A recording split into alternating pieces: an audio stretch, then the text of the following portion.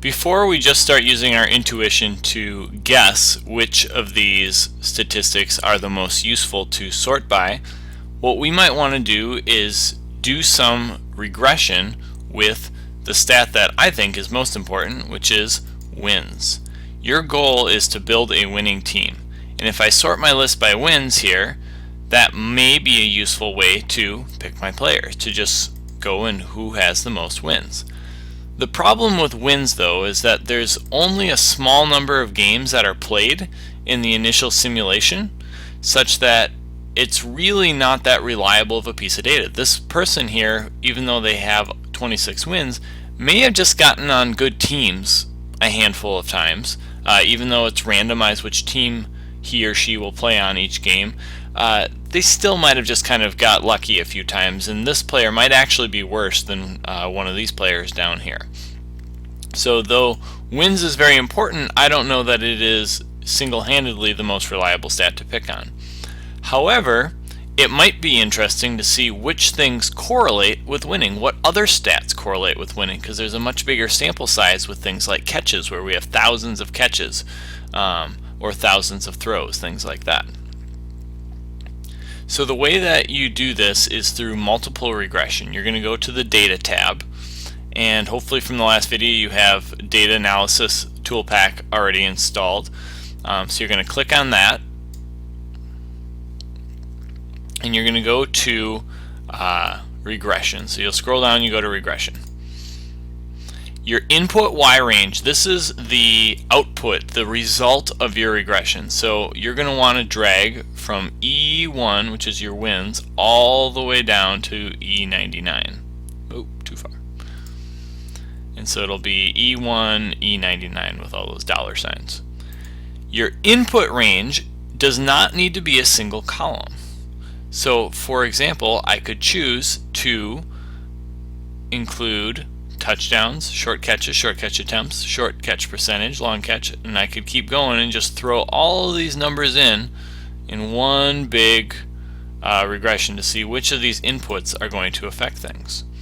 I'm going to check the box for labels and set my confidence level at 95%. Labels is because I have headers up on top. I'm going to let it go into a new worksheet and hit OK.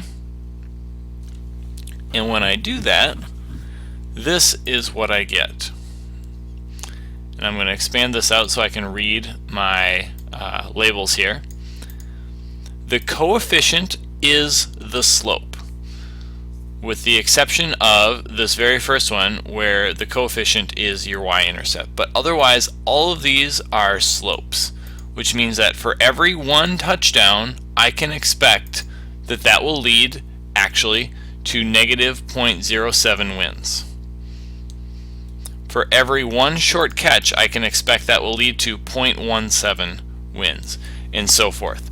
So it's interesting that touchdowns, you would think that would be a stat that would, people with more touchdowns would win more, but it turns out that they actually lose a little bit more. So touchdowns can be a little bit of a misleading stat, it turns out.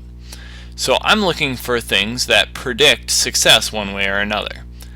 And one thing that, before I go too in-depth looking at all these slopes, I want to make sure that it's statistically relevant, that it has a p-value that's significant. And so if I look at my p-values here, I'm going to maybe go and highlight some things that show up as pretty small. So 0.05 is our usual threshold. This one, E-8, means it's 0.00000014 is my p-value. So that one's incredibly statistically significant. So I'm going to highlight that one for sure. 0.01, this one's very small here. And so all of these p-values that show up as statistically significant might be worth looking at. The next thing, once I've identified some p-values that are clearly showing that there's a relationship between winning and this statistic, is that I want to look at the slope. So the y-intercept is not really a statistic, so that's actually not that useful, so I can get rid of that one. My short catches, this thing says for every short catch I can expect to get 0.17 more wins. And if I look at my confidence interval, I can say I expect to get between 0.17 0.119 and 0.230 more wins. Kind of a big range, but still that's pretty meaningful to me. So somehow I'm going to want to look at short catches. It looks for every single catch, and if I go in here, there's short catches. There's people with thousands of catches. For every one of them, I can expect to get 0.17 more wins. So that one's a big deal. Short catching matters a lot. Short catching attempts, it looks like for every time I am thrown to, whether I catch it or not, just I am thrown to, it has a very, very, very slightly negative effect. So this effect is so close to 0, I would say it's probably irrelevant. So we'll get rid of that one. Long catches. For every long catch I make, I can expect to get 0.14 wins. So again, that's pretty big. And if I look at my confidence interval, it's between 0.06 and 0.22. So a little bigger interval here, but still pretty big deal. So both our short catches and our long catches really seem to matter. One thing that's interesting here is our short catch percentage doesn't seem to have that great of a p-value. We have a pretty big range here. So catching percentage actually doesn't seem to matter according to this. It's more about number of catches, both long and short. Short throw completions, again, very statistically significant.